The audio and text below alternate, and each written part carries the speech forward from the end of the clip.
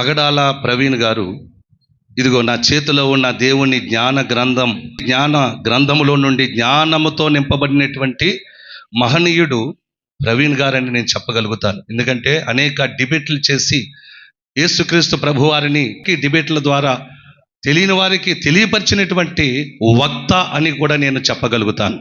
అనాథులను పోషిస్తూ, విధవరాలను పోషిస్తూ, దిక్కు లేని వారిని ఆదరిస్తున్నటువంటి గొప్ప మహనీయుడని కూడా మరి ప్రవీణ్ అన్నను బట్టి నేను చెప్పగలుగుతాను. పగడాల ప్రవీణ్ అన్నగారు మరి తన వ్యక్తిత్వం, తన స్వభావము, దేవునికి దగ్గరగా జీవించి అనేకులకు మాదిరికరమైనటువంటి సాక్ష్యాన్ని నిలబెట్టుకొని ఈరోజు లేడని చెప్పడానికి నేను విచారిస్తున్నాను. ఆయన మన మధ్యలో లేడని చెప్పడానికి విచారిస్తున్నాను.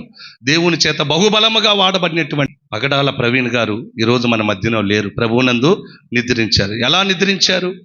కొంతమంది యాక్సిడెంట్ అంటున్నారు, కొంతమంది హత్య చేయబడ్డన్నారు. ఏదేమైనా అది యాక్సిడెంటే కావచ్చు, లేక అది హత్యే కావచ్చు. పోలీసు వారు కూడా సహకరిస్తున్నారు, కానీ ఎంతవరకు సహకరించాలో సహకరించాలి అని మనం ప్రార్థన చేద్దాం. మరి సమాధి కార్యక్రమానికి లక్షల మంది తరలి వచ్చారు. ఎంత ప్రేమ ఉంటే తరలి వచ్చారండి.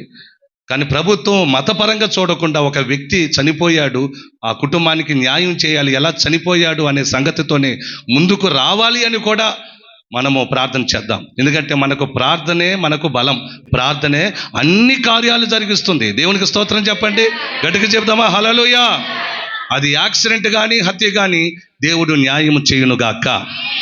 మరి చూడండి, తన భార్య కూడా ఒక స్టేట్మెంట్ ఇచ్చిందండి. ఏంటో తెలుసా? నా భర్తని చంపినటువంటి చూడండి, తన భర్త దగ్గర మరి ఎంత నేర్చుకుంది ఆత్మీయత. నేర్చుకున్న తను ఏమండి, హత్య హత్య హత్య అని ప్రతి ఒక్కరు చెబుతున్నా, టీవీలలో చూయిస్తున్నా కూడా ఇంత మాత్రం కూడా రోషము లేకుండా హత్య చేసిన వారిని పట్టుకోండి, వారిని ఏ విధముగానే శిక్షించండి అనకుండా దేవుని ప్రేమ అనే గుణము కలిగినటువంటి ఆ తల్లి మాటల్లో ఎంతగా ఆదరించాయి చూడండి, ఎంతమందిని కదిలించాయి చూడండి. హత్య చేసిన ప్రతి ఒక్కరిని నా దిగినటువంటి మరి మాతృమూర్తి అని కూడా మనం చెప్పచ్చు. దేవునికే మహిమ ఘనత ప్రభావంలో కలుగునుగాక. ఇన్వెస్టిగేషన్ జరుగుతుంది. మనం కూడా ప్రవీణ్ అన్న కుటుంబానికి ఆదరణ దేవుడు దయచేయాలి.